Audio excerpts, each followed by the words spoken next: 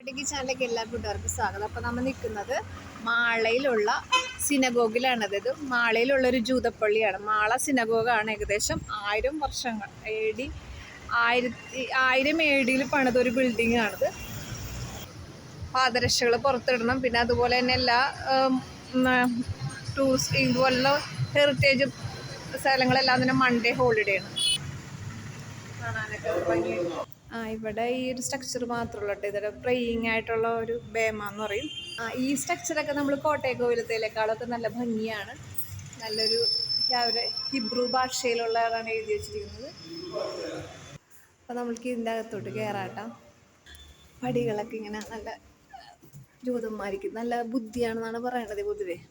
ഇവിടെ ഇരുട്ടാണ്. ഇനി വീണ്ടും ഇതിൻ്റെ അകത്തോട്ട് കയറാട്ടാ. ഇതൊക്കെ പഴയത് തന്നെയാണ് കേട്ടോ. മരവും കേട്ടോ.